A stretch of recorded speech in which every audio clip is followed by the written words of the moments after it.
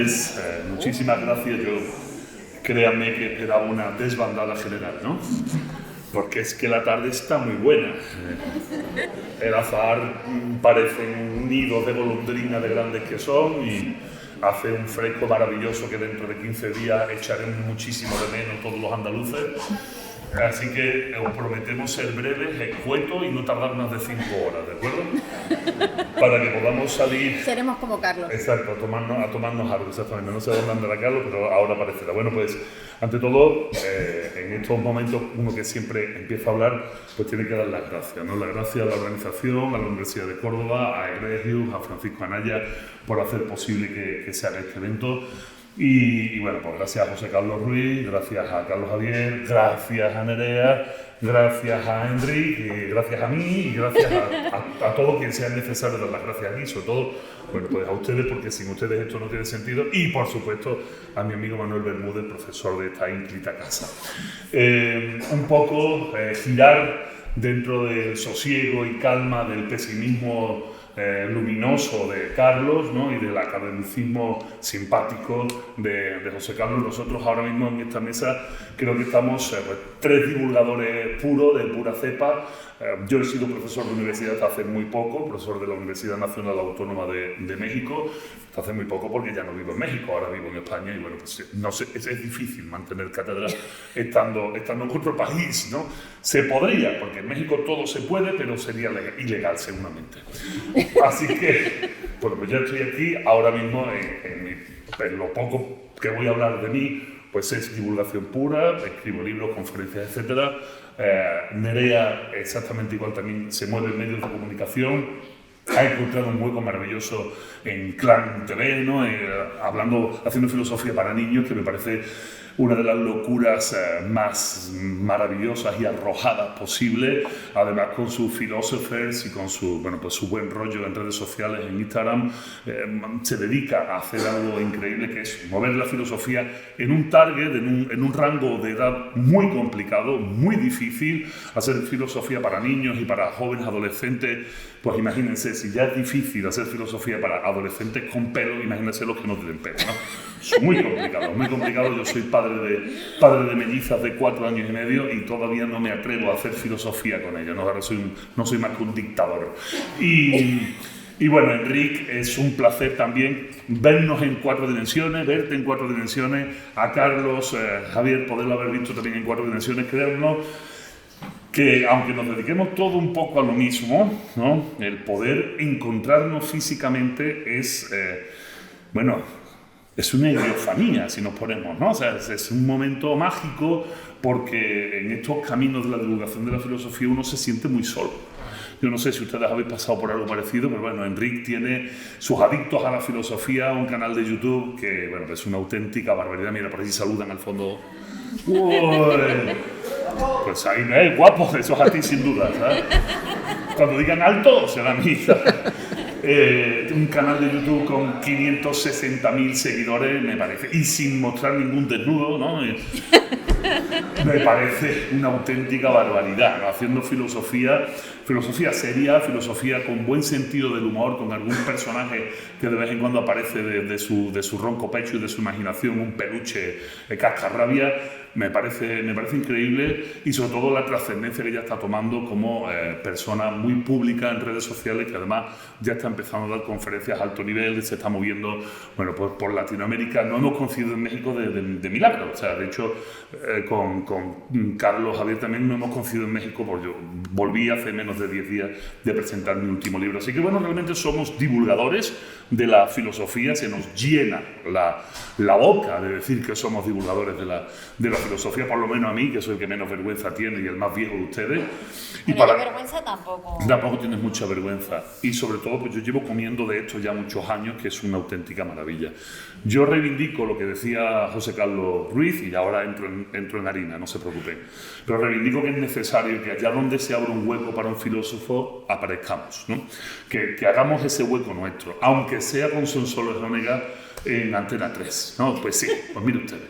Pues si se abre ese hueco, hay que estar allí, hay que defenderlo lo mejor posible, hay que intentar no bailar, esto es muy importante, no bailen, nunca los filósofos no deberíamos de bailar, por lo menos los que pesamos 140 kilos, y mantener la dignidad lo mejor posible, pero demostrar que un filósofo puede estar en un medio masivo, puede estar en un programa de televisión que tiene 1,5 millones, 2 millones de audiencia y hacer filosofía en la medida que el medio lo permite. Creo que esto es muy importante. De ahí, bueno, pues tener la oportunidad como Carlos Javier de estar en Radio Nacional de España, en Televisión Española, ¿no? Que tengo el gusto de estar con Carles Mesa o en Canal Sur Radio con Vigorra o con Pepe da Rosa, pues me parece maravilloso poder hacer filosofía y humor. No sé si lo recuerdan, esto empezó, creo que soy el veterano, aunque parezco mucho más joven, pero soy el veterano. Si alguno tiene memoria, cuando existía Canal Sur 2 Andalucía, colgados con Manu Sánchez, bueno, pues él se volvió loco e invitó a un filósofo veinteañero a hacer divulgación de la filosofía, ¿no? Y ese era yo. Estuve un par de años en Canal Sur haciendo filosofía y ahora ya me voy acercando al tema. Esto ya es entrar en materia y después le paso la palabra, ¿de acuerdo? Me meto en materia, les cuento, porque a lo mejor ustedes no lo saben y creo que es importante que se den cuenta la trascendencia que tiene el hecho de que un filósofo esté en un medio de comunicación de masas, ¿no? Después de 2 años, constantemente en Canal Sur, saliendo toda la semana explicando, yo qué sé, explicando quién era Epicuro, explicando quién era Diógenes, explicando qué es la metafísica, poniendo a parir a los horóscopos, haciendo mucha búsqueda del pensamiento crítico, analítico, práctico, ¿no? Jugando a esto, de repente recibo una llamada en aquel momento, el decano de la Facultad de Filosofía de Sevilla, que era Manolo Barrios, ¿no? Me llama Manolo y me dice: oye, Vico, te llamo para felicitarte. Era el mes de septiembre, ¿no? Y vamos a empezar temporada. Te llamo para felicitarte. ¿De qué? Mi cumpleaños fue el mes pasado, ¿no? O sea, ¿qué tienes que...? No, te felicito porque acabamos de cerrar la matrícula de la Facultad de Filosofía y tenemos un 40% más de alumnos, ¿no? Y yo le dije: yo no tengo la culpa. O sea, a mí no me culpe, yo no tengo nada que ver con eso. Y dice: no, sí tienes mucho que ver, porque he llamado a la Facultad de Granada y a la Facultad de Málaga, que es donde están las facultades de filosofía pura, tal cual, y todas han subido casi un 40% su matriculación. Sin embargo, he llamado a las que no están en Andalucía y resulta que tienen menos alumnos que el año pasado. Y esto es por tu presencia en Canal Sur, ¿no? Esto es algo que ya conocíamos, los que nos hemos dedicado a la ética de la comunicación, como es mi caso, trabajar en facultades como la Facultad de Comunicación, Bermúdez ya asienta con la cabeza. Cada vez que sale una serie de televisión de éxito sobre algún tipo de gremio, aumenta la matriculación ahí. Salió la serie del Dr. House, aumentó la matriculación de médicos en el mundo. Pero, de hecho, hasta os voy a contar una anécdota muy estúpida, pero creo que es divertida y la hora lo merece. Japón tenía una porquería de equipo de fútbol, no es que ahora sea mucho mejor, pero bueno, era una auténtica porquería el equipo de fútbol, y entonces tuvieron que inventarse una serie que aquí llamamos Campeones, ¿de acuerdo? Donde los estadios de fútbol medían kilómetros y kilómetros y duraban capítulos en pasar un balón de una portería a otra, ¿no? Eso incentivó a los jóvenes japoneses a jugar al fútbol y a partir de ahí se tuvo, al cabo de unos años, una selección más o menos digna. De tal manera que hay una aplicación académica de la divulgación, algo que en España nos falta. Ahora, con lo que ha dicho José Carlos Ruiz sobre la ENECA, me congratula mucho que se empiece a valorar el hecho divulgativo científico, me parece magnífico, pero que son años de atraso con respecto al sistema anglosajón o con respecto a los sistemas que copian a los sistemas anglosajones, como es el sistema de la Universidad Nacional Autónoma de México, donde hay una Dirección General de Divulgación de la Ciencia desde hace más de 30 años funcionando al primer nivel nacional e internacional, y donde desde hace 6 años ya tienen una Dirección General de Divulgación de las Humanidades, donde yo he tenido la suerte de trabajar desde su inicio hasta hace muy poco tiempo. O sea, realmente las universidades se preocupan de tener herramientas divulgativas. ¿Y por qué se preocupan? Bueno, pues verán ustedes, porque la labor de los profesores de instituto es ardua, es complicada, es normativa, es escolar, pero no significa que vayan a hacer la asignatura un mar de atracción, ¿de acuerdo? Habrá profesores que están en clase con una vocación monstruosa y habrá otros que no aprobaron unas oposiciones a correo y han acabado dando clases, ¿de acuerdo? Entonces, claro, no significa que todo el que pase por las aulas de bachillerato vaya a querer estudiar filosofía o cualquier otra humanidad o cualquier otra disciplina. La labor de la divulgación atrae a los alumnos a estos espacios. De hecho, el año que aumentó la matrícula un 40%, me pidió Manolo Barrios que diera una conferencia en la Facultad de Filosofía. Los chavales estaban allí haciéndose fotos conmigo y yo les pedí perdón. Perdón, si esto no te gusta no es mi culpa, lo siento mucho, yo no soy profesor aquí, espero que esto no te desencante, perdón, ¿no? Bueno, experiencias aparte, ¿por qué tenemos que trabajar entonces desde la divulgación? Bueno, pues esto es una de las patas necesarias del trabajo. La divulgación sigue o ayuda a que las aulas de universidades, de facultades, de humanidades no se vacíen. De hecho, se puede dar el caso paradójico de facultades como la de Cádiz, donde hay ahora mismo casi más profesores que alumnos. Y cuando esto sucede, pues ustedes entenderán que se entra en un periodo en el cual se pone en tela de juicio la idoneidad de la existencia de ese tipo de facultades y se cierra. Y esto no, perdónenme, yo creo que no está bien que se cierren facultades de humanidades, lo mismo soy un bicho raro. Pero además tenemos otro tipo de labores. Ahora que esta charla se llama, que no va a ser un monólogo, yo voy a pasar la palabra. Os juro que la voy a pasar, en la próxima hora la paso. Ahora que vamos a hablar sobre pensamiento crítico contra pensamiento único, me van a permitir que utilice un par de definiciones, sobre todo porque no tiene sentido que hagamos divulgación, que es lo que vamos a intentar hacer aquí, si no explicamos qué es una cosa y qué es la otra. Y como tenemos en esta sala pues, a alguien que ha parido una de las mejores definiciones de pensamiento crítico de los últimos años, que es mi amigo José Carlos Ruiz, en El arte de pensar, en Editorial Berenice, que no lo tenga va tarde, porque ya lo tiene todo el mundo, porque esto ha vendido muchísimo. Pues yo me quedo con una versión que hago de tu definición de pensamiento crítico, que ya la he hecho mía y me da igual lo que digas, ¿no? Sigo siendo más grande que tú y más fuerte, que es, de alguna manera, una forma de haceros entender que cuando hablamos de pensamiento crítico no hablamos de criticar, que no es algo tan vacío, no es algo tan unidimensional como el hecho positivo de la crítica, de decir esto está bien o esto está mal, sino es una capacidad reflexiva que parte, obviamente, de, como decía Carlos Javier, también del autoconocimiento, pero siendo consciente que mi razón está condicionada por mi contexto, por mi educación, por mi costumbre, y poner esto en juego con el entendimiento del mundo de los otros, del otro, entendiendo también su contexto, entendiendo también por qué piensa como piensa y dónde se genera esta línea de pensamiento. En el juego de ambas razones es donde aparece ese pensamiento crítico, ¿no? Porque en ese juego, en esa dialéctica, es donde aparecen conceptos muy interesantes como el respeto, la dignidad, como ese entendimiento de la figura del otro, esa otredad que asumimos como necesaria para nuestro desarrollo. ¿Y por qué hablamos de pensamiento crítico? Que como veis es un desarrollo muy estructurado, un desarrollo amplio, que todos los políticos se les llena la boca de hablar de pensamiento crítico, pero no te lo define nadie. Nadie te lo define, todo el mundo acabamos creyendo que pensar críticamente es criticar algo. Pues no, mire usted, no trata de esto, ¿no? ¿Por qué contra el pensamiento único? ¿Qué es el pensamiento único? Y aquí abro ya un poco la brecha. Bueno, pues les voy a leer el titular de un artículo de periódico que salió en el mes de septiembre del año 2023. Este artículo de periódico sale en La Vanguardia, salen en 4 o 5 medios nacionales, pero también salen en un montón de medios internacionales, más de 30 medios internacionales sale este artículo. Os voy a leer solo el título y el encabezado. Y tal como sale, desaparece. Y desaparece porque estamos infoxicados, porque tenemos tantísima información que llegamos al punto de la intoxicación de información. Entonces no hay capacidad de digerir toda la información que nos están dando y por muy rimbombante y duro que sea el titular, acaba entrando directamente en nuestra carpeta cerebral de spam o de decir, lo leo luego. Y ese luego nunca existe, nunca aparece ese luego, nunca nos tomamos el tiempo. Os lo voy a leer para que entiendan ahora. Ya he explicado el pensamiento crítico y ahora vamos al por qué. Vamos contra un pensamiento único. Y fíjense lo que dice. Dice, los jóvenes pierden confianza en la democracia. Dice este artículo, Vanguardia, del mes de julio del año pasado. El 42% de los menores de 36 años en todo el mundo, esto es una encuesta más de 30 países, creen que el mejor régimen político es una dictadura militar. El 42%. Entonces, claro, ahí, donde esté Carlos Javier, pues ya nos unimos en el pesimismo, ¿de acuerdo?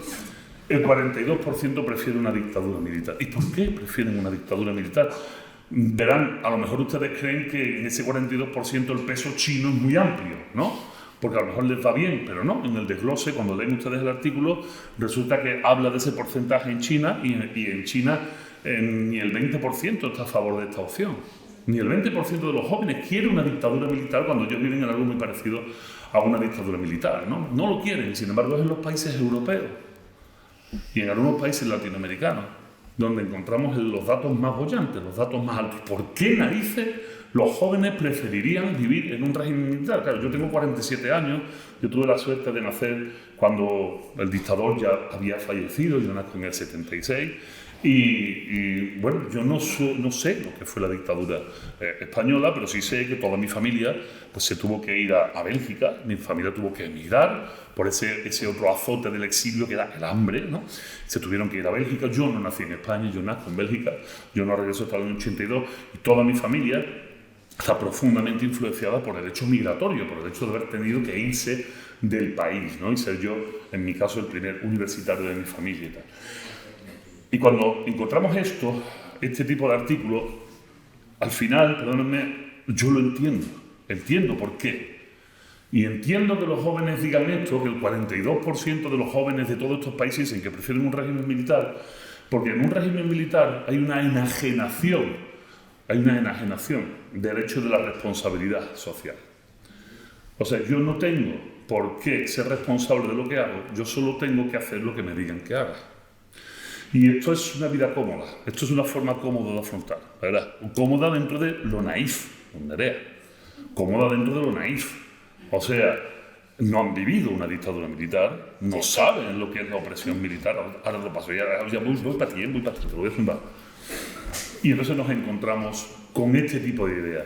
¿Puede ser una romantización? Seguro es una romantización. Seguro que cuando le han preguntado a estos jóvenes y han dicho no, yo prefiero una dictadura de régimen militar, claro que es una romantización. ¿Pero por qué es una romantización? Porque tienen el pensamiento crítico suficiente como para entender realmente lo que supone decir que se prefiere una dictadura militar a un modelo democrático, y ahí es donde tiene que aparecer la divulgación de la filosofía. Ahí es donde tenemos que empezar a poner los términos encima de la mesa. Tenemos que empezar a hacer pedagogía.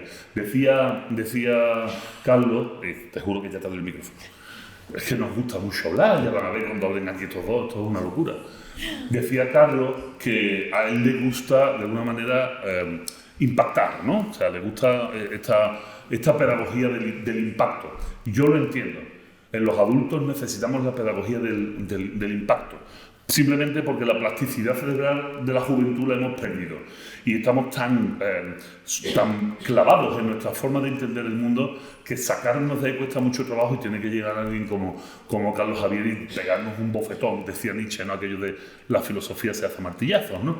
Bueno, pues es necesario ese impacto. Sin embargo, en nuestra labor con los más jóvenes, ese impacto quizás sea una llamarada que les llame la atención, que capte la atención. Pero después hay que hacer pedagogía. Después hay que empezar a poner los términos encima de la mesa, hay que generar los espacios de discusión, y para eso pues nos acompañan estas dos personas maravillosas, que ahora sí les paso la palabra a Nerea. Primero Nerea, después Enrique, pero simplemente por una cuestión jerárquica de edades, no entre ellos, sino entre sus públicos objetivos, ¿no? Que creo que es interesante que lo entendamos así. Hola, estoy de acuerdo y no.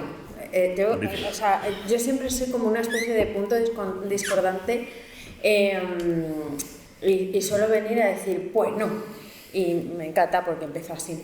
Creo que el hecho de que los jóvenes, entre los que creo que me voy a incluir, queramos o piensen que quieren una dictadura es por el miedo a la incertidumbre. Es decir, llevamos una serie diría que desde el neoliberalismo, en una vorágine y una sensación de no future, con las crisis desde el 2008, la crisis global, ¿no? De la ecológica, el mundo se va a acabar, la precariedad es que no es, o sea, está en todo Occidente, ¿no?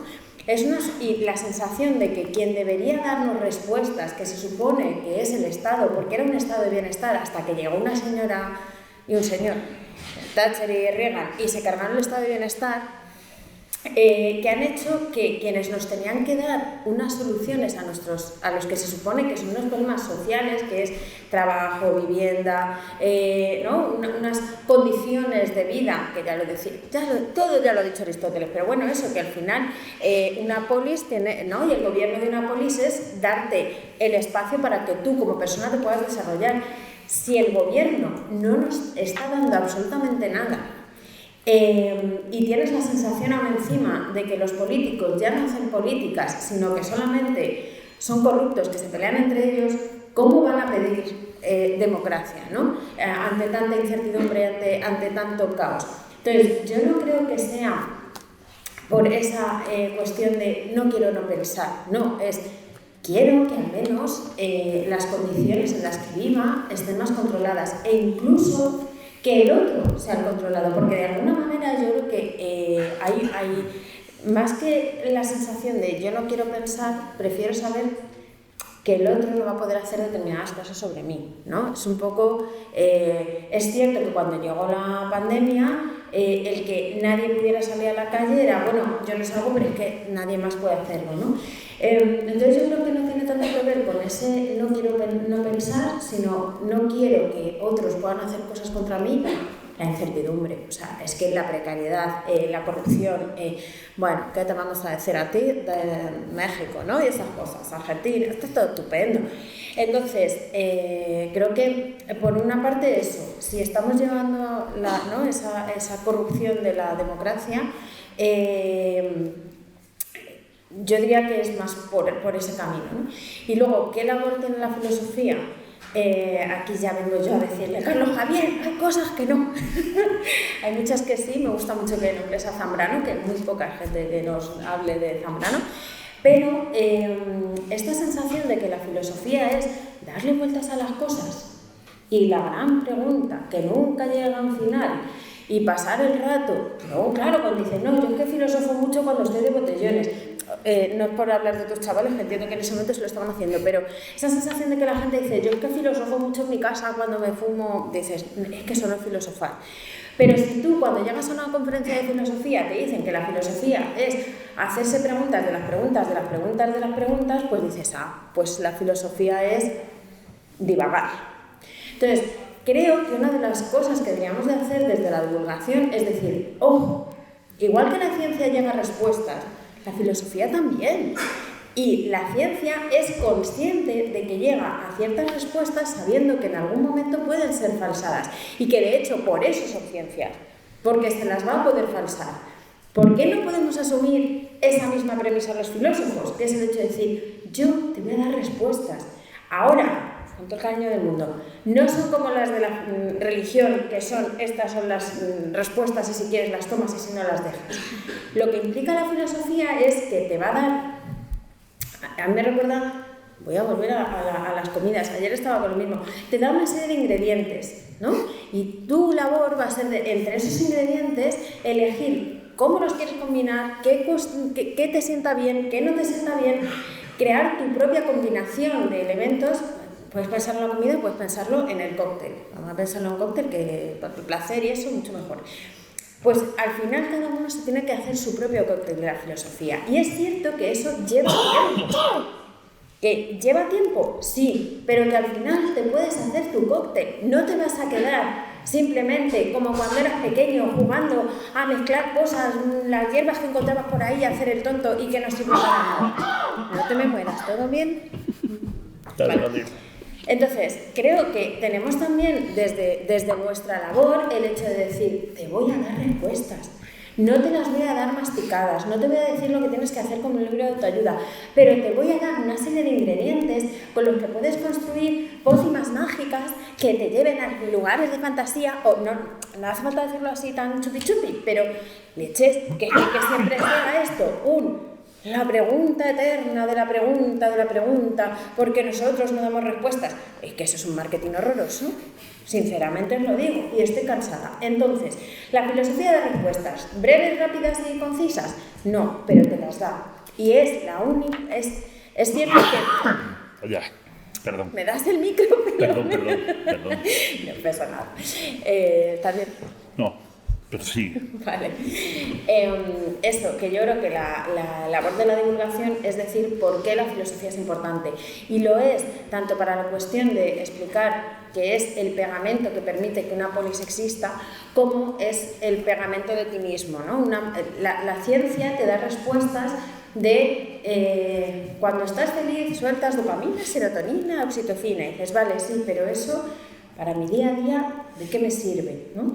Entonces creo que la filosofía sí te va a dar respuestas para tu día a día, ¿no? Es un poco un poco pegamento para tomar decisiones y para aprender a convivir. Y en ese sentido creo que la filosofía es importante y que el marketing que hagamos de ella, por favor, que sea un poco más optimista y menos pesimista. Y hasta aquí mi intervención del momento. Bueno, gracias por estar aquí. Me gusta mucho ver gente tan animada pensando en estas cuestiones y viniendo aquí, lo que decíamos, ¿no? en un día como este, a discutir y a escuchar hablar de cosas de filosofía. Yo sobre la filosofía siempre digo lo mismo, y es que la filosofía es inevitable, ¿vale? O sea, uno no puede estar sin filosofía. Incluso la persona que se cree que es más contraria a la filosofía, que dice yo no me preocupo por la filosofía, no me preocupo por los filósofos, que me tienen que decir esto. Incluso esa persona está viviendo y se está moviendo en el mundo según una cosmovisión filosófica, según una manera filosófica de entender al ser humano, de entender el mundo, de entender el origen de todas las cosas, de entender la dirección, el sentido, todo. Entonces, la única manera de estar sin filosofía es estar con una filosofía que no va a ser propia, sino que va a ser la filosofía de otros, ¿no? Ese pensamiento único que se habrá puesto de moda por motivos contingentes en el momento histórico que a todos nos ha tocado nacer y que es como de alguna manera es la filosofía con la que salimos de las instituciones, con las que nos están bombardeando desde las redes, desde los medios, etc., ¿no? Entonces, vivir sin pensar en filosofía es vivir con una filosofía no pensada. Y esa es la verdad y esa es la realidad de la que tenemos que ser conscientes, y por eso es tan importante hacerse estos planteamientos y hacerse estas preguntas, porque es la manera de revisar los propios presupuestos y, revisando los propios presupuestos, entender cómo es que hemos llegado a eso que decías tú de que el 42% de los jóvenes, yo no conocía esa noticia, ¿no? Pero realmente sorprende muchísimo. O sea, a mí lo que me hace pensar es, o sea, ¿qué tipo de democracia vivimos que genera ese tipo de respuesta en la juventud? ¿No?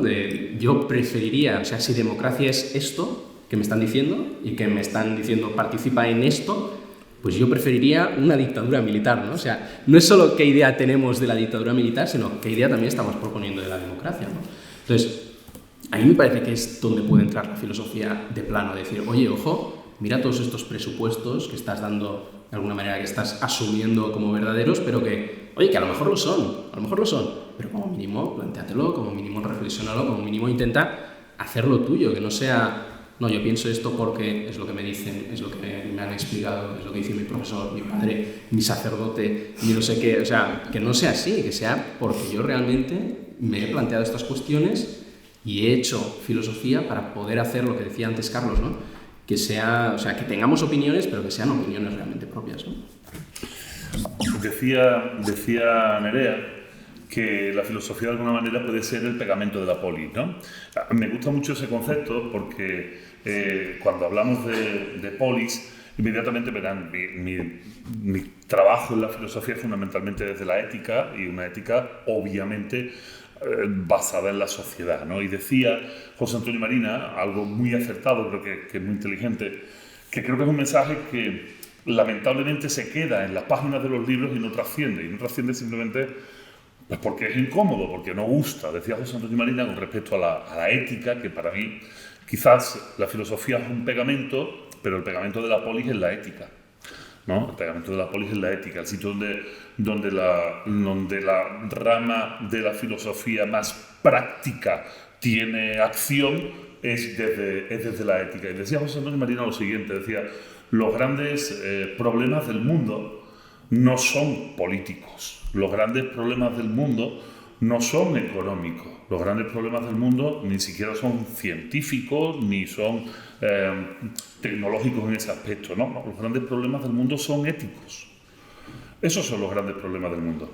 Pero claro, cuando a mí José Antonio Marina me dice los grandes problemas del mundo son éticos, y a renglón seguido saca un artículo, una entrevista que le hacen en La Vanguardia y dice José Antonio, la ética está herida de muerte, que también es un artículo que salió hace muy poco, estamos en una profunda crisis ética porque precisamente ese pegamento social se está descomponiendo y ese pegamento social se descompone, entre muchas cosas. Tú has puesto la palabra encima de la mesa, nos has hablado del neoliberalismo, desde la caída del muro de Berlín a esta parte, pues es el modo en el que vivimos, ¿no?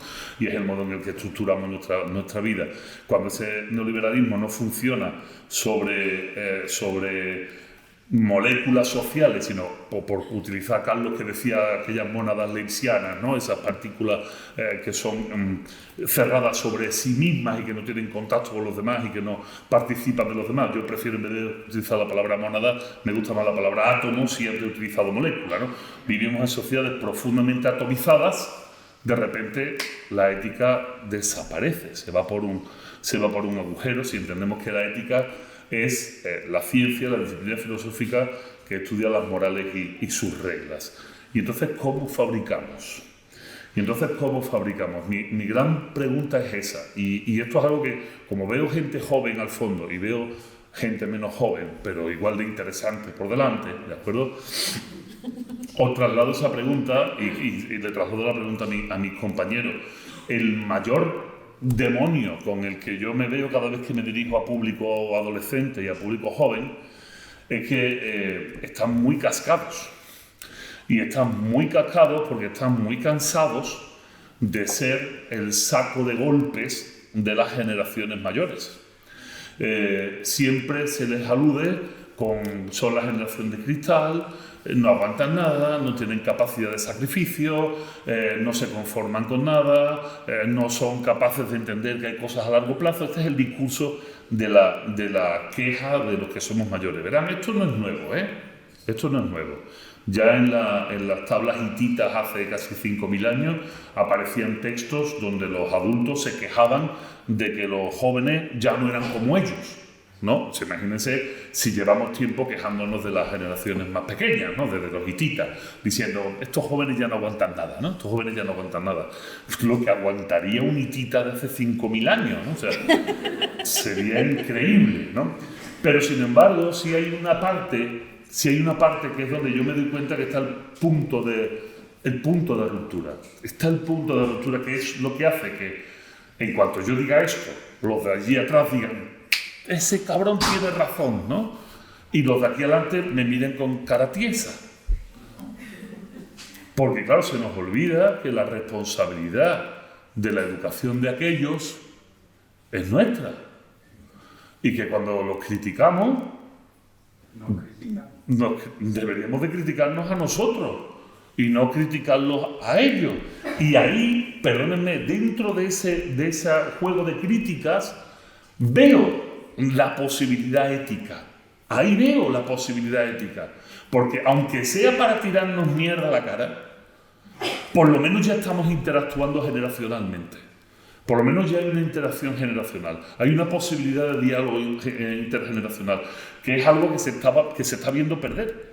O sea, el diálogo intergeneracional, yo no sé cómo lo ven ustedes, pero veo la cosa totalmente estancada, y ya no solo en la física de este lugar, donde los veo allí perfectamente puestos y los veo aquí perfectamente puestos, y aquí no hay nadie que tenga menos de 800 años y allí no hay nadie que tenga más de 5, ¿no? O sea, realmente, entiéndanme, ¿no?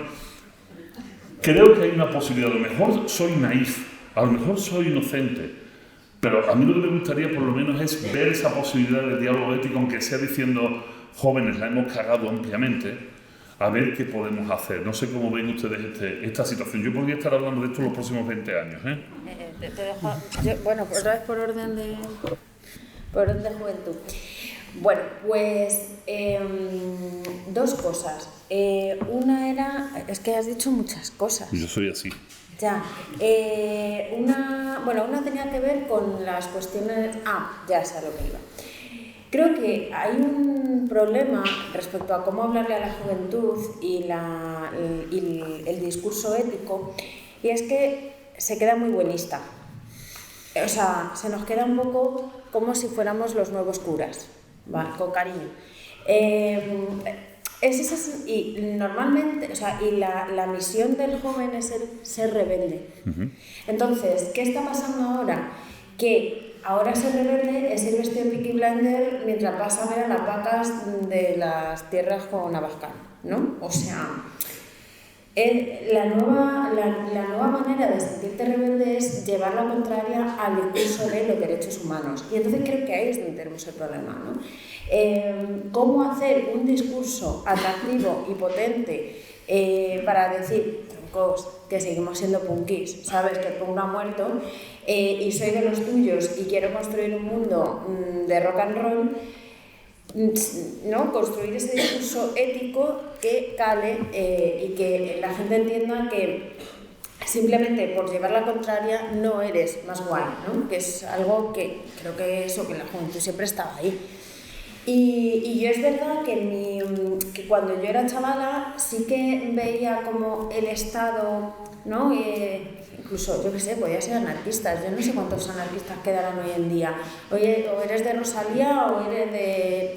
O sea, la sensación es que las tribus urbanas y esa construcción de identidad en base a cómo te posicionabas políticamente cada vez es menor, ¿no? Y creo que ahí falta ese pegamento ético y ese discurso un poco más punky por nuestra parte. Y luego, respecto al tema de las generaciones, me preocupa un poco, porque creo que es la nueva manera de llevar lo que siempre ha sido la lucha de clases a una lucha de generaciones. Y que las generaciones, o sea, el OK Boomer, que se dice en redes, que es ese grito un poco de no me toques las pelotas que dicen los millennials y los de la generación de cristal, ¿no? Que le dicen a nosotros es, tronco, mira en qué condiciones vivías tú y en qué condiciones vivo yo. Y las condiciones son materiales, o sea, al final es con cuánto esfuerzo te compraste tú una casa, cuánto esfuerzo tengo que echar yo para conseguir alquilar una. Entonces, si las condiciones materiales de los boomers y de los no boomers que hemos venido después son diferentes, creo que se está generando eso, una conciencia de clase que nos están llevando a, en lugar de ser conscientes de eso, ¿no? De que igual todo el problema viene, yo al final estoy viendo todo al problema es el neoliberalismo, pero que creo que no nos tienen que engañar y que nos tengan con esa pelea, y creo sinceramente que no es bueno mantenerla. Es decir, ¿que nos puede servir para comentar la sala? Sí. ¿Que hay que fomentarla y a partir de ahí intentar hacer pegamento? Prefiero seguir con la lucha de clases y muerte al capital. Sí, o sea, a mí me sorprende estos últimos años empezar a ver gente de mi generación, que ya nos acercamos a la senectud seguramente, ¿no? Pero empezar a ver como ese nacimiento de esa queja hacia las nuevas generaciones y cosas como... Es que hablan de una manera que no se les entiende, ¿no? Pero dices, pero vamos a ver, hace 15 años éramos nosotros los que estábamos hablando de una manera que nuestros padres y nuestros abuelos no nos entendían. Y entonces era como el mundo al revés, ¿no? Éramos nosotros los que estábamos con esa sensación de que queremos comernos el mundo, las cosas están muy mal, lo queremos cambiar todo, pero es como que ahora que ya lo hemos intentado hacer y a lo mejor hemos conseguido alguna cosita, otras no y tal, vemos las nuevas generaciones que vienen con ese mismo espíritu y de alguna manera como que lo queremos como ahogar, ¿no? Es como que nos hemos cambiado los papeles, nos hemos vuelto nuestros padres, nuestros abuelos, ¿no? Con respecto a las nuevas generaciones. Y no sé, a mí me sorprende, yo supongo que tiene que ser algo natural. Antes decías, Nerea, que todo esto ya lo decía Aristóteles. Yo me acuerdo, Aristóteles en la política ya habla de esas diferencias generacionales y ya habla de cómo pues cuando llegamos a los 50 años pues nos volvemos más conservadores y no sé qué, y en cambio las nuevas generaciones son más maleables y son más revolucionarias y tal. O sea, todo eso yo creo que forma parte un poco del cómo somos. O sea, eso en sí mismo no me parece que sea un problema. Yo creo que el problema está cuando no hay puentes de diálogo entre los adultos y los jóvenes, ¿no? Cuando lo que el adulto puede aportar al joven no se escucha porque no interesa, y al revés, cuando lo que el joven puede aportar al adulto tampoco se escucha porque no interesa, ¿no? Y se generan esos bandos de algún modo, ¿no? Y se ven como enemigos las dos generaciones entre sí, ¿no? O sea, yo creo que, bueno, al final yo creo que eso que decíamos, ¿no? O sea, que tiene que estar la clave un poco en, vale, recuperar los puentes del diálogo. Tenemos todos que aprender de todos. Los de mi generación podemos aprender de recordar ese espíritu revolucionario que ya hemos tenido y que a lo mejor no hemos hecho bien en abandonar, y que algunos mantenéis y que nos tenéis que recordar también a los demás, ¿no? Y a lo mejor el joven también tiene que aprender un poco a ver pues que algunas de las cosas que le dice el adulto pues tienen su valor, porque el adulto ha pasado por toda una serie de etapas que él todavía no ha pasado, etc. Entonces yo creo que todos tenemos que aprender de todos, pero para hacer eso justamente lo necesario es que haya puentes de diálogo, que no sea como un enfrentamiento a muerte de alguna manera. Hay algo que me ha llamado mucho la atención que ha dicho Nerea y que yo no sé si lo comparten ustedes o si se han dado cuenta de este fenómeno, pero desde esta parte de la tribuna y cuando hablamos con jóvenes nos asalta mucho y nos genera mucha intranquilidad. Fíjense, en el año 1972 Salvador Allende en la ciudad de Guadalajara, en México, dijo una frase maravillosa que decía: ser joven y no ser revolucionario puede ser una contradicción hasta biológica, ¿no? Decía Salvador Allende en el año 72. Ser joven y no ser revolucionario podía ser una contradicción hasta biológica. Sin embargo, en los años 70, precisamente, años 72, 73, 74, en Inglaterra, y es que tú lo has nombrado, por eso en Inglaterra salió el movimiento punk, ¿no? El famoso punk. Y el movimiento punk era un movimiento que buscaba como fuese llamar muchísimo la atención. Sale justo en un momento donde Margaret Thatcher precisamente empieza a hacer de la suya, desde la escuela aleccionada por la escuela de Chicago, empieza a recortar las garantías de los trabajadores en Inglaterra, y salen dos movimientos fundamentales. Uno cultural, ¿no? Uno es el movimiento punk y el otro es el glorioso y amantísimo heavy metal, solo para los oídos de algunos privilegiados, ¿no? Como yo. Pero en el movimiento punk, que tú has dicho que tenemos que ser punk, ocurre algo que me parece que está pasando ahora. O sea, aquí llega Nietzsche y nos habla al oído del eterno retorno. El movimiento punk surge como una protesta sin parangón, un odio visceral sobre el establishment, en este caso ya no tanto sobre Margaret Thatcher o la política, sino sobre la Casa Real. Esto es una cosa muy curiosa, sobre la imposición jerárquica de la Casa Real. Mis perdones aquí Felipe, que está delante, y de repente los punk llevan en el pecho una esvástica y una cruz, una hoz y un martillo. O sea, de repente el movimiento punk tiene las dos señas que son completamente antagonistas y las llevan puestas encima. Llevan una esvástica, un hoz y un martillo y una ana de anarquía tremenda en la espalda. Y ellos son ese factor revolucionario que cambia en un momento. Gracias al movimiento punk surgen después los movimientos pop posteriores, ¿no? Y surge, bueno, pues un poco la nueva ola de música británica y otra serie de movimientos que, bueno, fueron muy redituados por la industria musical de los años 80. O sea, el punk después da de comer a mucha música. Pero a donde voy es lo que acabas de decir, que a mí me genera mucho desasosiego. Sí, ser joven y no ser revolucionario puede ser una contradicción hasta biológica. Sin embargo, ahora ser revolucionario es hacer apología de la derecha extrema dentro de la juventud. Y ahí hay algo que a mí me falla. O sea, ahí hay un suelo que ya no soy... Había una frase de Hannah Arendt, algo así como: en el momento en que alguien tome el poder dejará de ser el revolucionario, ¿no? O, es que no me acuerdo cómo era. Que cuando seas punky y te pongas en el poder, dejar de ser punky. Entonces yo creo que eso, nos han quitado... O sea, como hemos ganado los buenos, ahora somos los malos. No, el problema sería, Enrique, cómo redireccionar o cómo hacer una pedagogía explicativa de la situación. Yo no digo que votar a un partido u otro esté mal o esté bien, pero se me hace contra natura que precisamente a la juventud que se le busca el aspecto más rupturista estén apoyando esto. Ojo, que los jóvenes apoyaron por miles el nazismo en los años 30. O sea que también tenemos esa otra versión de la historia y no tenemos que olvidarla. Pero es que los antecedentes no son buenos. Entonces, claro, desde la filosofía, desde las aulas, desde los medios de comunicación donde nosotros trabajamos, es muy difícil promulgar la revolución cuando resulta que lo más revolucionario que está pasando esto. Y con lo que hablábamos hoy en la comida, está viendo algo que tampoco existía antes. Los jóvenes varones tienen una tendencia clara a las derechas más extremas, más reaccionarias, y las jóvenes mujeres están tendiendo a los movimientos de izquierda, a los movimientos más progresistas. Entonces ahora mismo ya no siquiera sabemos cómo mandar el mensaje. Yo no sé cuáles son, en el caso de Enrique, por ejemplo, cuáles son las dudas que te vienen por parte de tus seguidores, qué contenido te están pidiendo con respecto a la acción política. A ver, por comentar un poco lo que estás diciendo, claro, yo creo que al final el problema, bueno, no sé si es un problema, creo que es la realidad, ¿no? O sea, el objetivo de la revolución es convertirse en el status quo. O sea, el objetivo de la revolución es convertirse en el siguiente status quo. Pero entonces, en la misma naturaleza de las cosas está que la siguiente revolución será contrarrevolucionaria, ¿no? Entonces, a lo mejor la cuestión está en encontrar un poco ese punto medio aristotélico, ¿no? A mí me gusta mucho pensar en la diferencia entre Platón y Aristóteles en cuanto a la política. O sea, Platón ve la política de su tiempo, que además le acaban de asesinar a su maestro querido, y dice, esto no se puede salvar, no hay nada salvable de esto.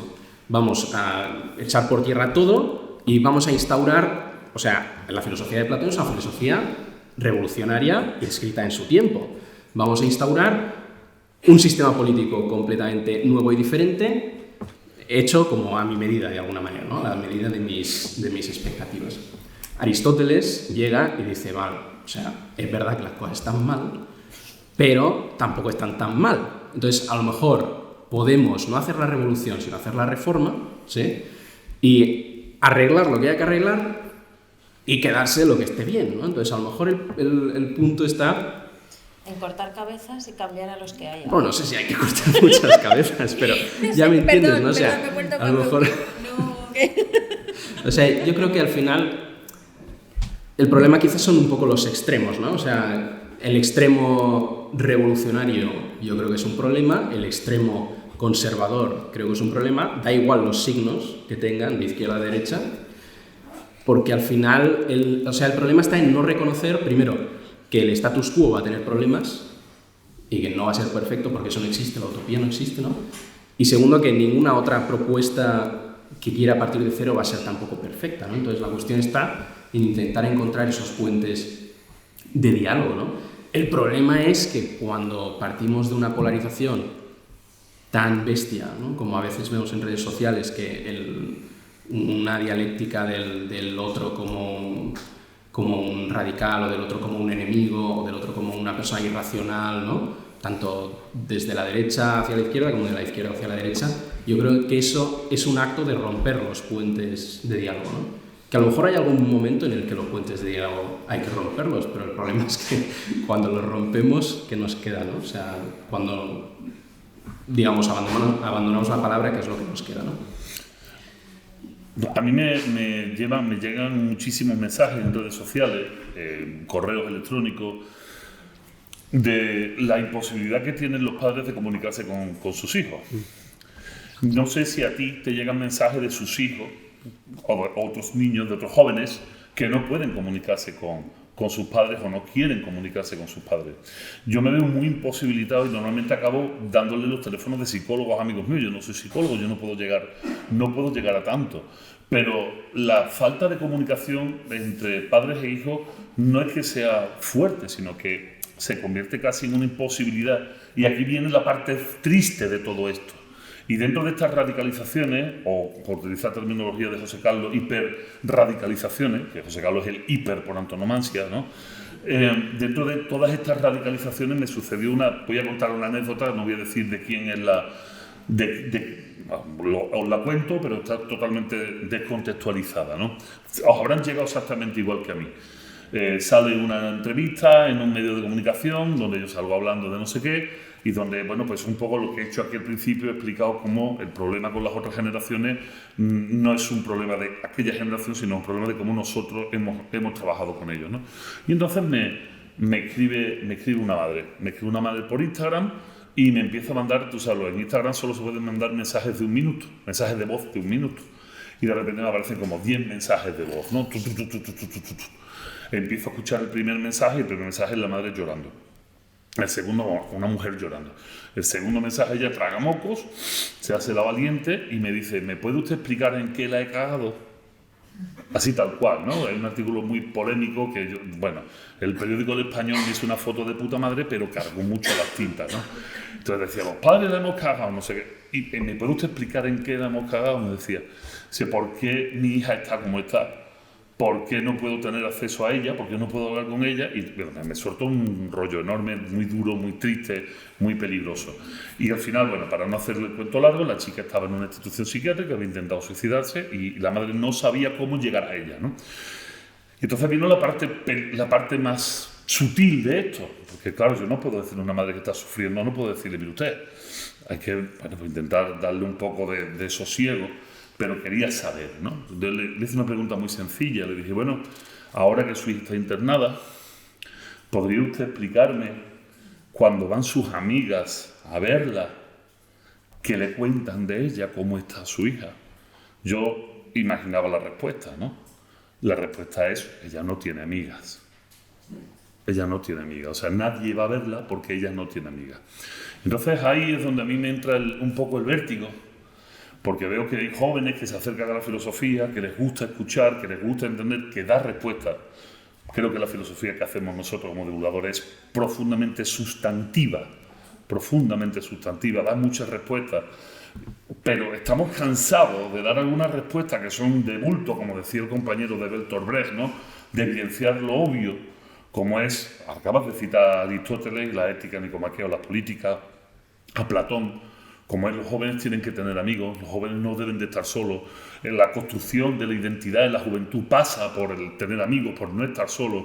Y de repente vemos que esa polarización no solo es entre jóvenes y adultos, sino que es entre jóvenes con diferencias de sexo, entre jóvenes con todo tipo de... O sea, se está atomizando a tal medida la propia juventud, se está buscando la etiqueta de la etiqueta, de la etiqueta de la etiqueta, que al final están totalmente, o muy en gran medida solos. No quiero utilizar palabras tan totales, ¿no? Porque da la sensación de un panorama apocalíptico. Pero es que el suicidio, y lo sacó Carlos, y yo soy muy de la quinta de Carlos en este aspecto, el suicidio juvenil infantil es la primera causa de muerte en España en este sector de la población. Y no es el principal causa de muerte en España en este sector, también lo es en Argentina, y no lo es en México simplemente porque el narco le encanta matar a un montón de gente, jóvenes entre ellos. De tal manera que son tantas las víctimas del narco, por si no lo sabéis, el narco este año ha matado 42.000 personas en México, que claro, en esas 42.000 hay varios miles de jóvenes, entonces claro, las cifras del suicidio quedan disueltas, pero les doy una cifra publicada en mi último libro, el examen médico automatizado de la UNAM, que es un examen que se hace a todos los alumnos y alumnas de nuevo ingreso a nivel licenciatura y bachillerato, ha arrojado la cifra que las chicas de entrada en la Universidad Nacional Autónoma de México, que contamos con una población de 350.000 alumnos, que es una barbaridad, hemos subido del 20% de índice de depresión al 35%. O sea, el 35% de las alumnas que entran a nivel de universidad en México tienen problemas de depresión. Y la soledad no deseada de los jóvenes se ha convertido en la primera causa de ansiedades, de depresión y de intento de suicidio, de enfermedad mental, ¿no? Cuenta, échale. Sí, quítame lo que me pongo tremendo. Vale, pues yo vengo aquí a decir, decía Carlos antes, ¿no? Que igual estamos patologizando todo demasiado. ¿Hasta qué punto el hecho de que hoy veamos tanta gente con depresión no quiere decir que mis padres no estuvieran deprimidos? Hay una cosa que me viene constantemente cuando hablamos de nuestra precariedad, que yo soy de la primera, que no estoy encima de la mesa. Pero no paro de pensar en el libro, o en la película de Las uvas de la ira. Esa gente muy bien no tenía que estar. Ahora, ¿hay análisis de sus enfermedades mentales? No, pero ¿cómo estaban todos? O sea, es que no se salva ni un solo personaje de ese libro. ¿Qué tú dices? Aquí un psicólogo se le tiene que pasar bomba poniendo etiquetas de qué le pasa a cada uno. Entonces yo pienso, ¿hasta qué punto el hecho de que nosotros estemos dándole tanto bombo a esta situación no está haciendo que el bombo sea más grande? O sea, es una pregunta que me hago como una duda, estás un poco así que lanzo, ¿no? Porque pienso eso, en otras épocas de la vida, o sea, y en plena guerra civil, o sea, quiero decir, ¿por qué ahora nos parece más preocupante estos datos? Yo creo que es porque los tenemos, pero o sea, yo qué sé, que igual hay que parar un poco a decir, ¿realmente estamos tan mal? Porque yo sinceramente pienso en cómo fue mi adolescencia y pues podían haberme puesto muchas etiquetas, podía haber pasado por muchos sitios, pero no pasé por ninguno. Igual que yo, muchísimas compañeras. Entonces,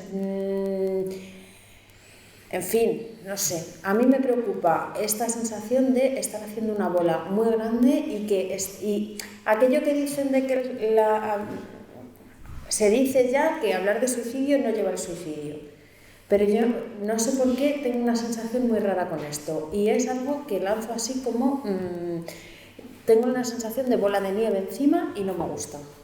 Eso no quita que sí que vea mucha más atomización pero de igual manera, creo que muchas veces pensamos que la gente está sola porque las vemos así. Pero yo vivo en una ciudad que no es la mía y yo puedo hablar al día con 20 personas. De hecho, ahora estoy mucho menos sola que cuando vivía en Madrid, sin teléfono móvil. Entonces, muchas veces pensamos que la soledad es una soledad física y los chavales están aprendiendo a comunicarse de una manera distinta y a crear comunidades de una manera distinta. Que para mí es una pena que no sean comunidades alrededor del rock y las tribus urbanas, pues sí, porque es como yo lo aprendí a hacer, pero si ahora se hace alrededor de, no sé qué se hacen ahora, reggaetoneros, los de los funcos, no sé, cosas varias, pues son sus nuevas modas a las que se reúnen. Pero no sé, tengo una sensación ahí rara. Yo es que tengo mucha tendencia al pesimismo, pero mucha, como algo connatural. Entonces, no sé muy bien si fiarme de las sensaciones que yo tengo ni nada, porque es que a mí me explican estos datos y mi reacción principal es, ves, es verdad, tú ya lo sabías, estamos muy mal, ¿no? Pero luego pienso lo que tú dices y dices, bueno, a ver, estamos mal, pero a lo mejor no tanto, ¿no? Entonces, no sé, es complicado. Yo a veces también pienso, o sea, tú decías, es que esta chica no tenía amigos y tal. Y supongo que debe ser un caso aislado, pero creo que también nos tenemos que preguntar, es que al final, ¿qué tiempo les estamos dejando a los jóvenes para que tengan amigos? Porque les estamos metiendo en el colegio de 9 a 5 y luego tiene que ir a extraescolar de inglés, porque no sé, supongo que 3 horas a la semana de inglés no son suficientes, ¿no?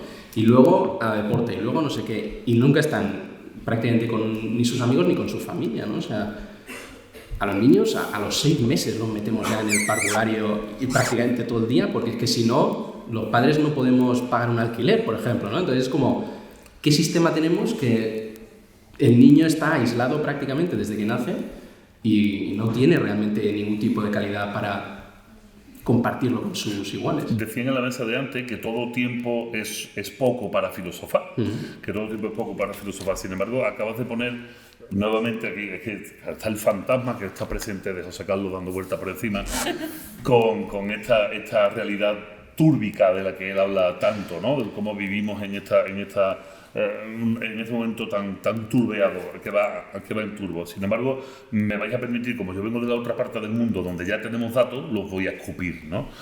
¿Y por qué digo ya tenemos datos? Pues porque, bueno, pues cuando vives en un extremo de la estadística, les voy a explicar, cuando se hace un estudio estadístico normalmente se suelen desechar siempre 2. Dentro del estudio se desechan 2 muestras. La muestra que es menos significativa y la más significativa, porque descompensa mucho las medias que se hacen dentro de los estudios. En este caso, en México estaría casi en el lado más extremo, ¿no?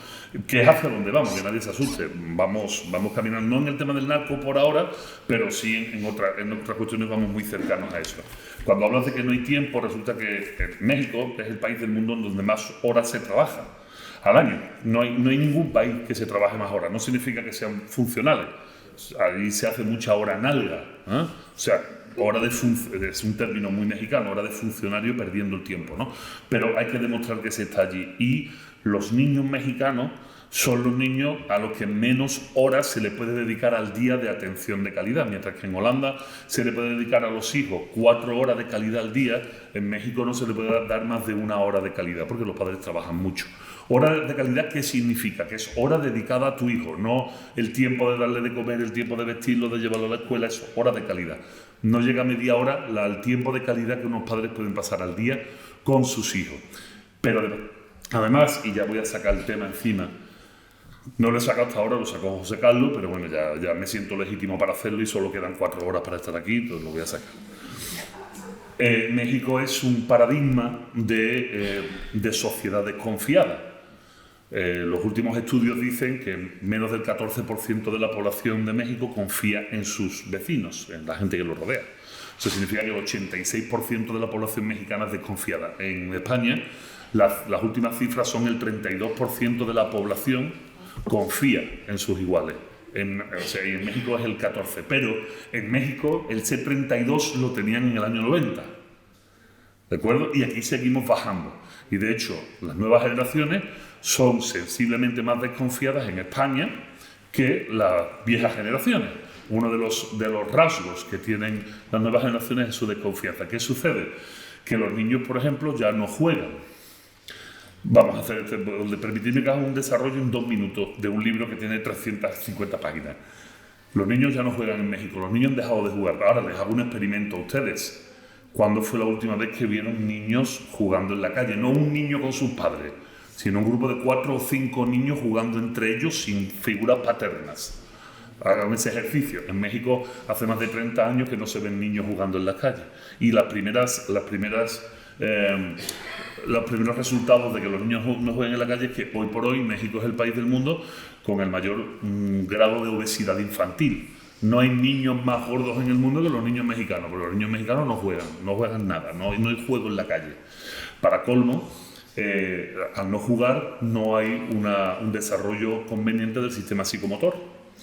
Al no haber un desarrollo conveniente del sistema motor, patologías o problemas como los problemas psicomotrices, dislexias, por ejemplo, pues están en auge. En México no se ha hecho un estudio de dislexia, pero sí en Costa Rica. Y en Costa Rica, en los últimos 10 años, la dislexia ha subido un 26% en los niños de primaria, ¿no? En México no se ha hecho porque no se ha entendido que haya que hacer eso. Pero después de ahí pasamos al problema de habilidades sociales. Si no juegan, tampoco se relacionan con los demás. De tal manera que al no relacionarse con los demás, los problemas de tolerancia a la frustración, las capacidades de liderazgo, las relaciones con los demás, la total, que sí que son un agente de cristal, ¿no? No son de cristal, no, al contrario. No me has dicho tolerancia cero. No, que no tienen capacidad. Te lo pongo muy fácil. Tú, como yo, jugaste en la calle y llegaba el dueño del balón. Y cuando llegaba el dueño del balón, ¿qué te decía? Te decía, aquí se juega lo que a mí me da la gana. Y ya está, a mí me lo decía el dueño del balón, yo no tenía balón. Entonces tú aprendes a joderte, tienes un poco de tolerancia a la frustración. Sin embargo, cuando pasa un poco de tiempo, te reúnes con 4 o 5 amigos y dices, ahora se va a jugar lo que nosotros digamos. Llega el dueño del balón y dice, vamos a jugar lo que yo quiera. No, vamos a jugar lo que queramos nosotros. Y eso se llama trabajo en equipo y liderazgo. Bueno, pues esas habilidades sociales no se están desarrollando convenientemente. ¿Y a esto hacia dónde vamos? Bueno, pues vamos hacia un momento en el que, no sé, quizás tengas razón, Nerea, no te lo quiero quitar. El hecho de que focalicemos en algo hace que ese algo se maximice. Pero también es cierto que por más que están intentando dar abasto a la atención psicológica, no son capaces, no llegan. No, claro. O sea, yo he lanzado un quizá. Me preocupa, un quizá, o sea, porque no es ni mi terreno, pero es simplemente como un miedo que me da. Claro, y ahora viene la parte final de este alegato hacia la idiocia humana.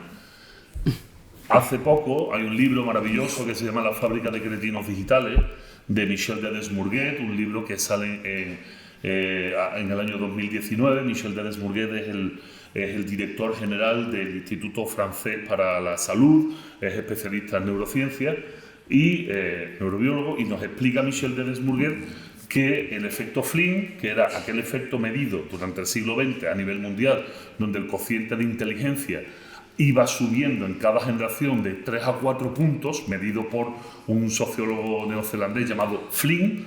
Bueno, pues el efecto Flynn en las 2 últimas generaciones se ha revertido. Ha hecho flux. Ha hecho flux. De tal manera que el efecto Flynn ha bajado 12 puntos desde la última generación nacida en el año 1976 hasta la última medida, que esto se mide ya cuando el joven es adolescente, ¿no?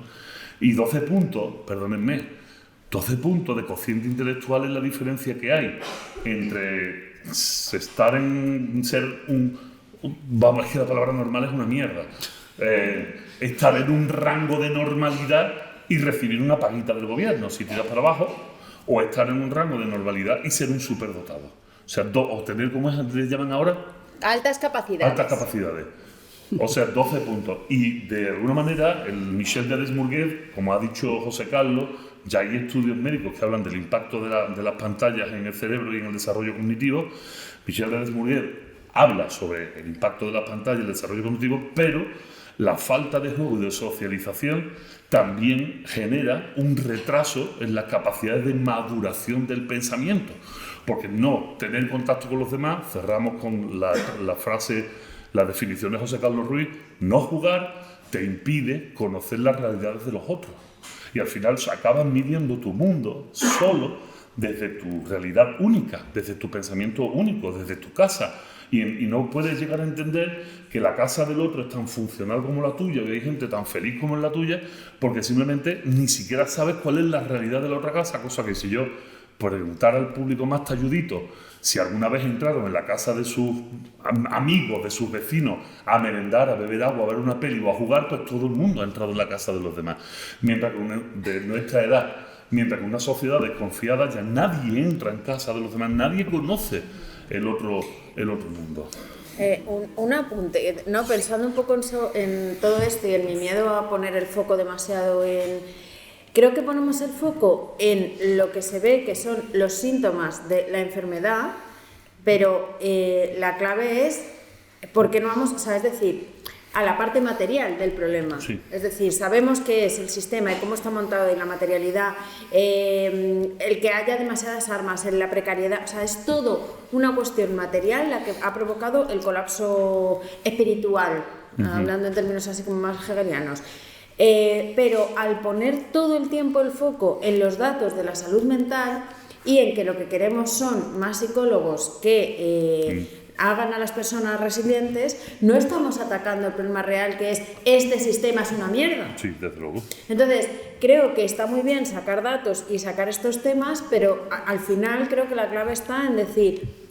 Que creo que es cierto que tenemos un problema ético, sí, pero ¿por qué viene? Por un sistema político y económico que nos está impidiendo tener un pegamento. Entonces, en lugar de dar con cariño, una chapa ética que no va a funcionar porque es como poner, en lugar de loctite en cerámica, es usar pegamento de barra para intentar pegar una taza que se ha roto, igual es que hay que tirar la taza. O sea, esto no es en plan de destrucción del sistema y crear uno nuevo, no es eso, pero que igual sí que nos hace falta replantearnos más lo material y menos lo espiritual. Decir, esto es un síntoma, vale, no, esto es algo que vemos, pero vamos a la raíz, ¿no?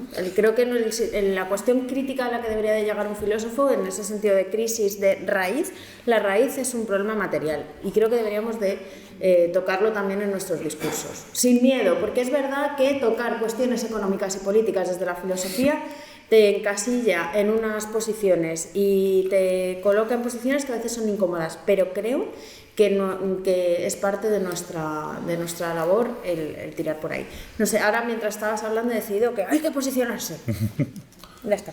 Sí, va a parecer que cambio de tema, pero no. El otro día estaba leyendo sobre cosas de estas muy frikis del proyecto transhumanista y tal, todos conocemos, ¿no? Es la idea de que el ser humano se puede transformar por medio de la tecnología y alcanzar una especie de estado superior y transhumano, posthumano, lo que sea, ¿no? Y me hacía gracia ver como algunas de las justificaciones del propio proyecto, y muchas eran del tipo así, en plan, sí, porque si conseguimos hacer esta modificación tecnológica en las personas, pues en lugar de tener que dormir 8 horas al día, podrán dormir 5 y esas 3 de más pues podrán trabajar más y ser más productivos y tal, ¿no?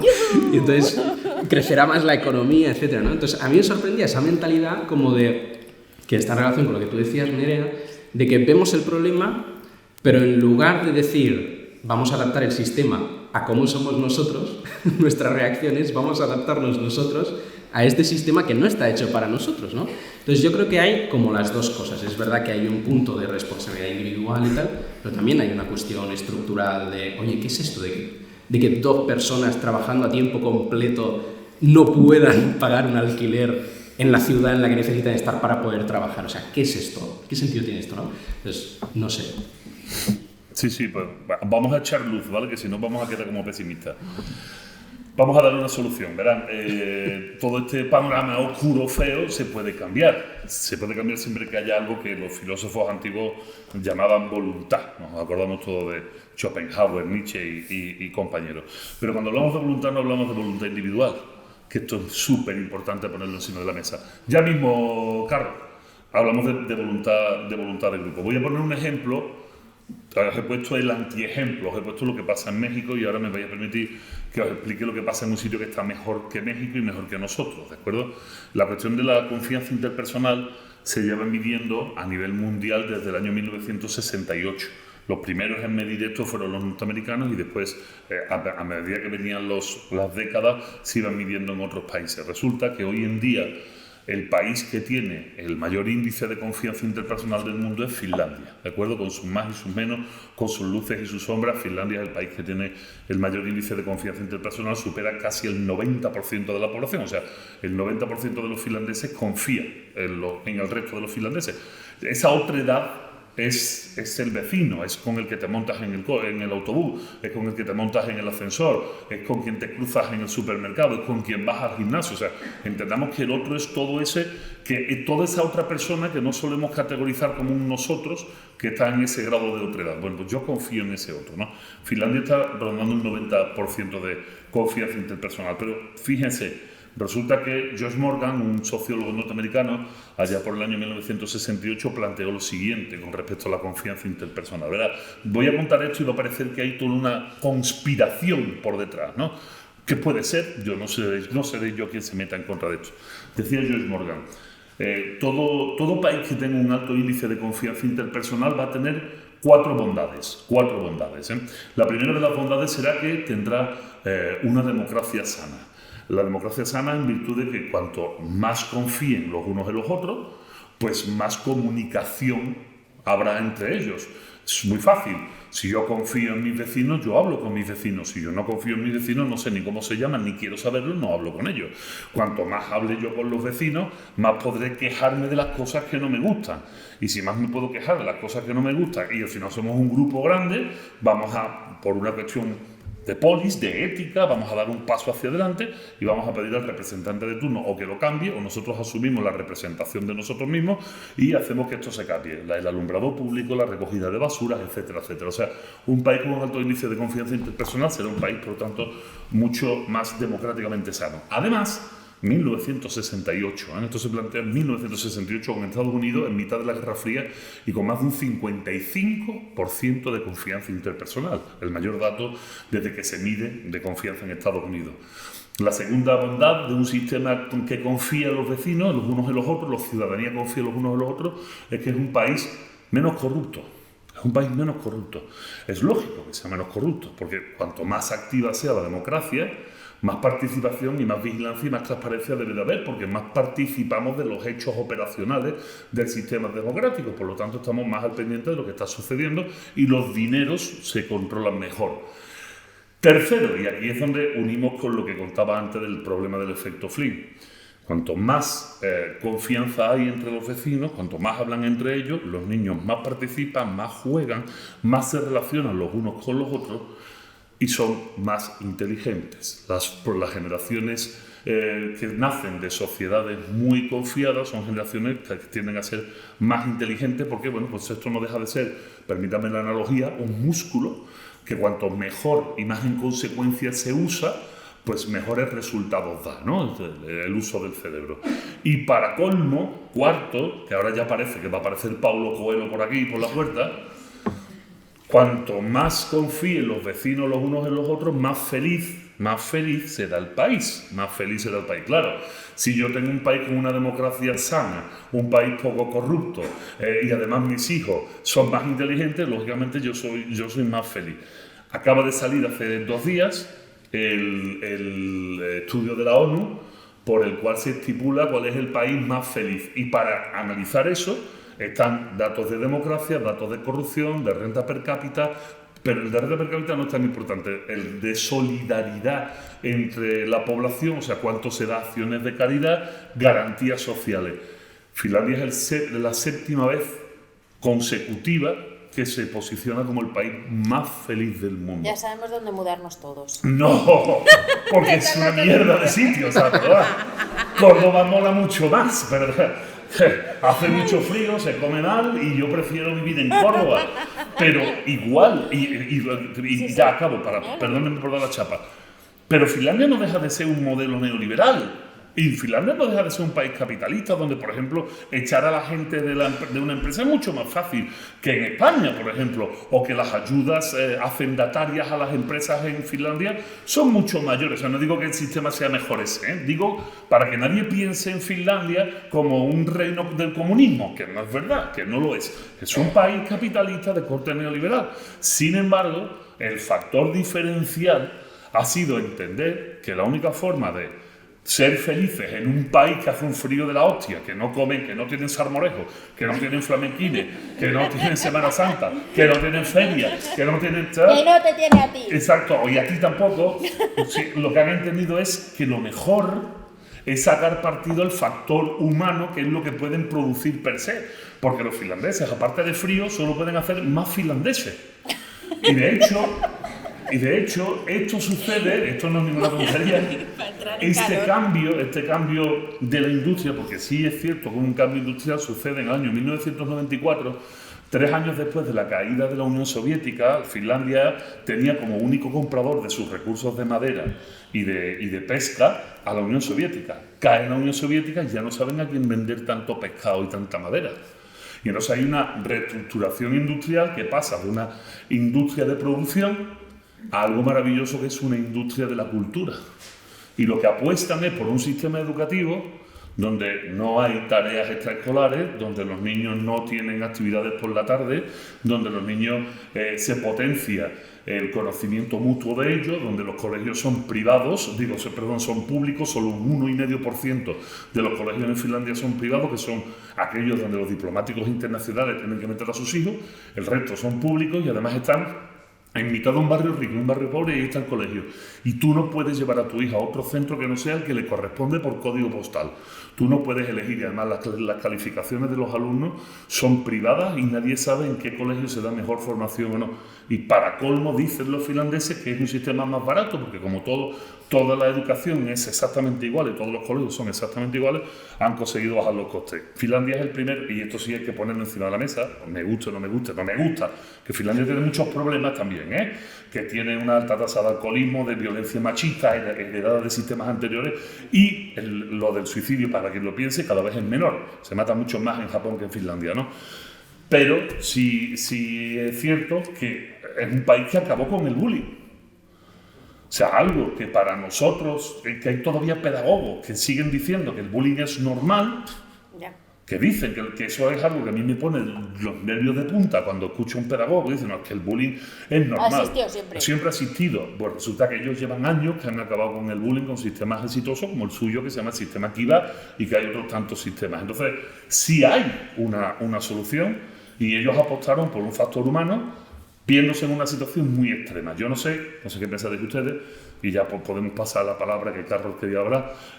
Ya no sé si es que necesitamos realmente estar en una situación de impasse histórico como se encontraron en Finlandia, si es que de verdad necesitamos llevar el país o el mundo a una situación con tanto miedo y tanta agonía para cambiar el sistema, o no sé cómo lo vamos a hacer, porque yo ya por más pedagogía que hago no se me ocurre. Así que bueno, si Carlos, ¿querías hacer una pregunta? Va Paco grácilmente a llevarte el teléfono. Cual cervatillo en bosque.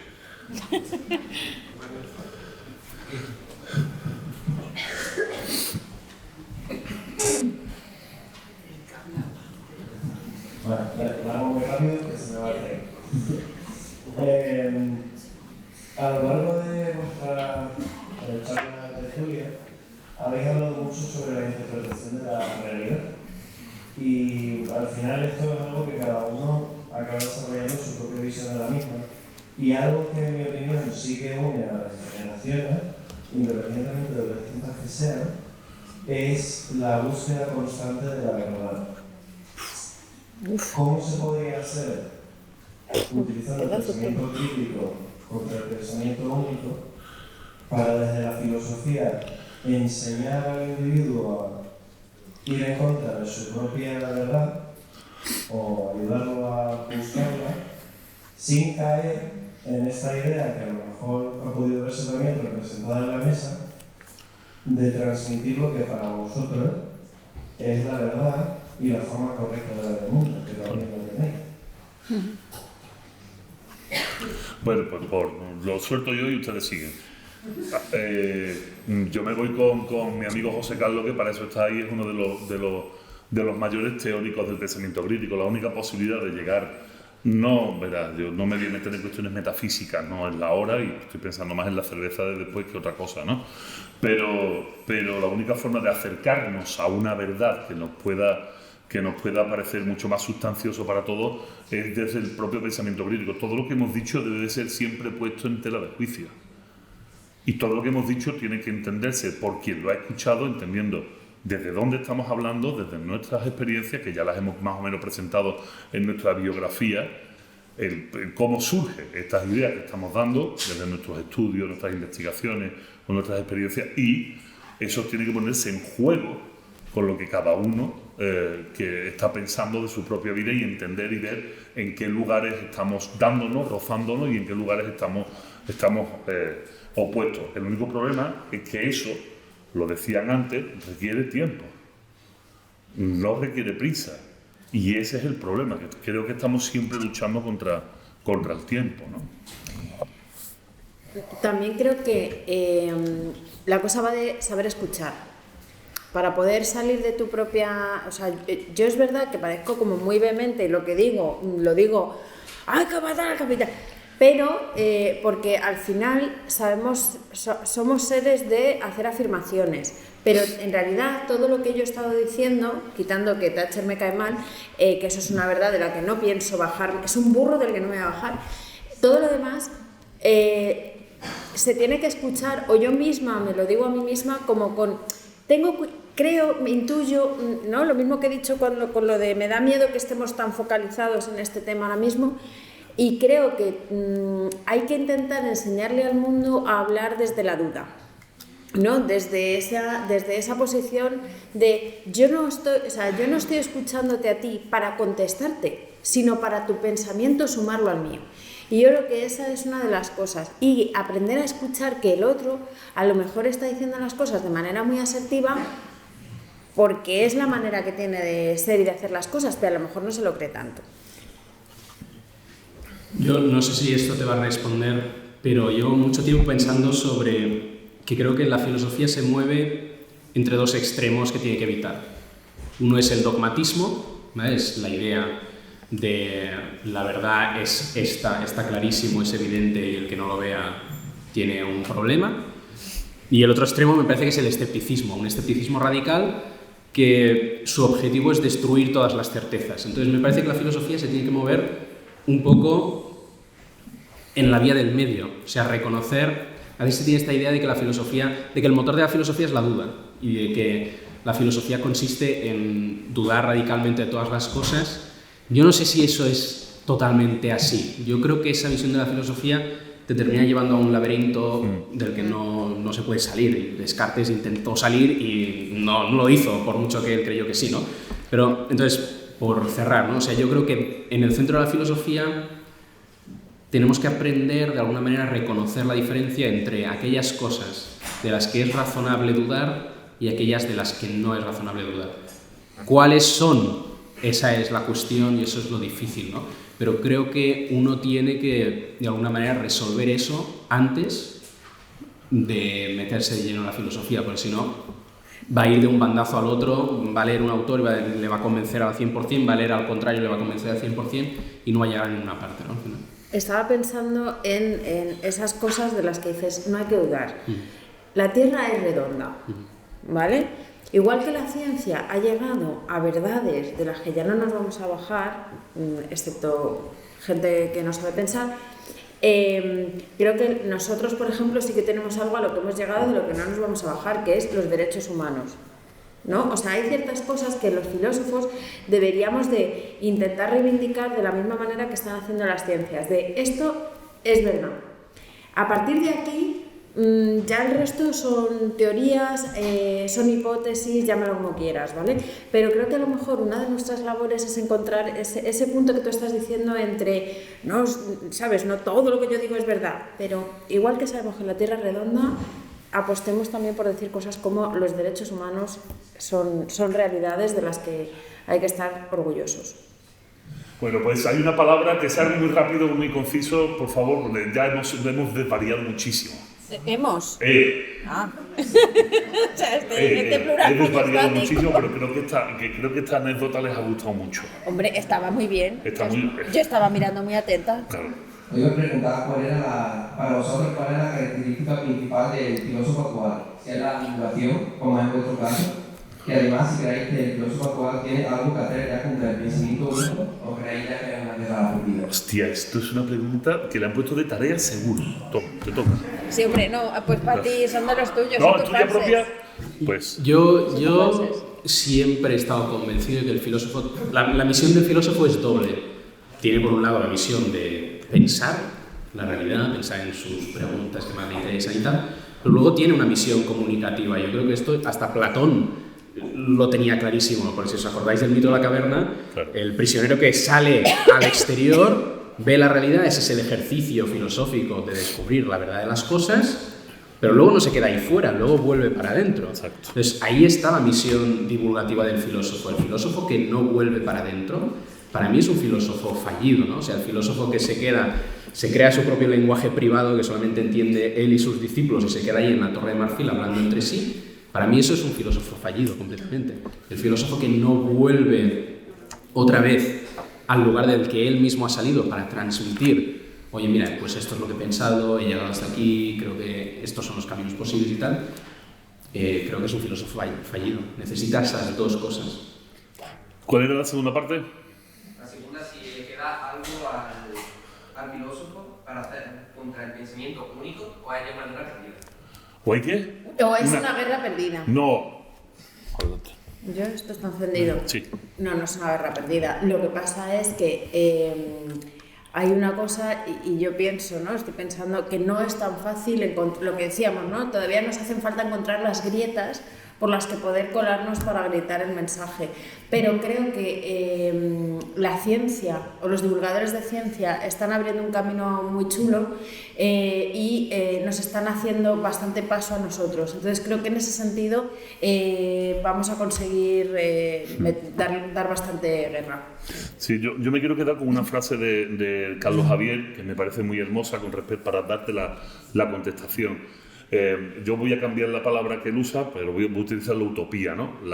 El ir hacia la utopía puede parecer una guerra perdida, pero lo hermoso de ir hacia la utopía es que cada vez vamos más hacia adelante. Aunque Uzopó sea un sitio al que no podamos llegar, el hecho de ir buscando la utopía ya nos está incitando a la acción, ¿no? Ya estamos caminando. Entonces, claro que no es una batalla perdida. Si fuera una batalla perdida, ninguno estaríamos aquí y estaríamos haciendo algo. Bueno, el pesimista sí. El pesimista ha dicho que él daba la batalla aunque no hubiera... ¿no? Él sigue dando batalla hasta el final. ¿Vas a ir a decir algo, Paco? Sí, simplemente un comentario, una reflexión. Hablaba ahí de la Declaración de los Derechos Humanos como la parte, digamos, una parte que se podía asimilar, ¿no?, a la verdad de las acciones de la ciencia vinculada a la filosofía. No conozco el dato de memoria. ¿Sabes cuándo se redactó la Declaración de los Derechos Humanos? Aproximadamente. 48. En el 48, ¿no? No quiero decir nada más, pero tenéis cosas que hacer, me parece por delante. Tenemos mucho que hacer por delante porque Bueno, el 48 fue hace muy poco. A ver, es verdad que he decidido decir algo como muy cercano, pero porque es lo primero que se me ha venido a la cabeza. Pero yo te diré más, ya iré diciendo más axiomas. Pero en todo, ya lo dijo Aristóteles, es una realidad. Así que tienes a Aristóteles y ya está. Nueva declaración de los derechos humanos. Tenéis tarea por delante, los filósofos para cambiar el mundo desde un documento. A ver, hay un chico que levanta la mano. Mientras haya jóvenes que levanten la mano, de aquí no se va ni Dios. O sea, lo siento.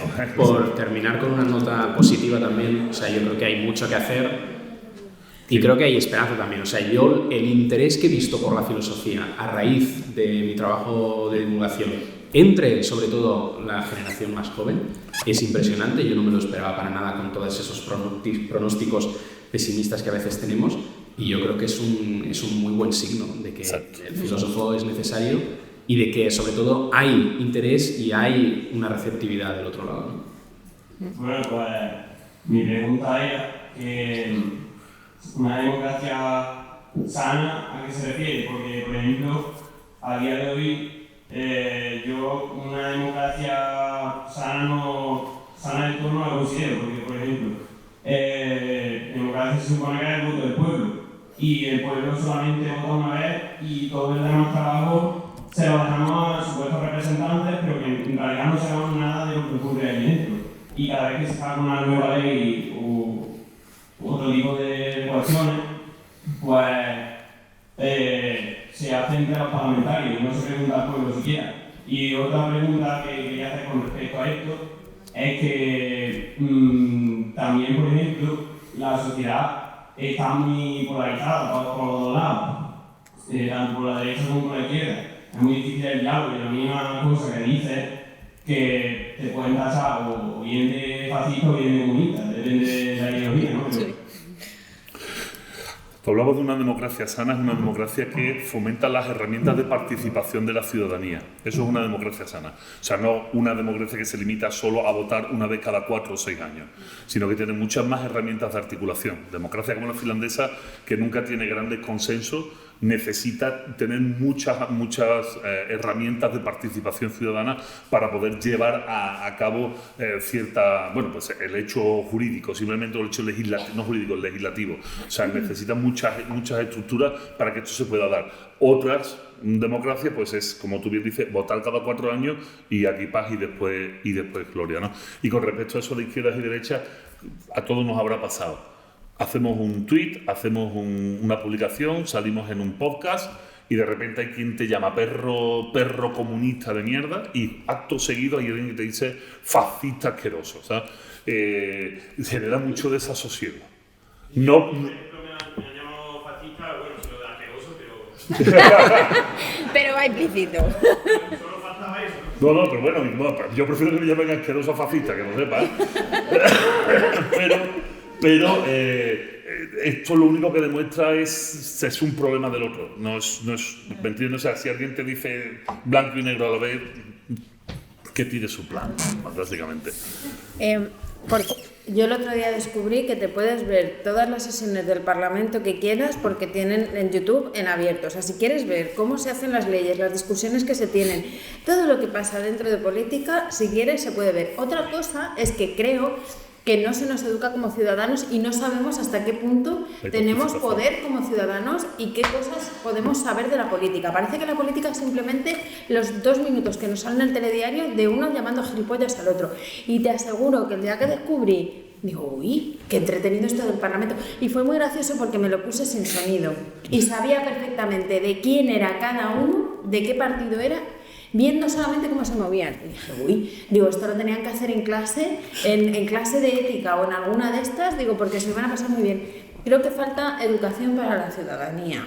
Sí, a ver, yo conocía, de hecho, porque lo anunciaban en la televisión nacional, que había como un canal que podías ver pues, lo que se decía, pero en realidad esto no sirve de mucho porque la gente no se ha difundido suficiente, o realmente el problema aquí yo creo que sería más bien que a la gente no se le, como has dicho tú, no se le educa para que sepa el poder que tiene.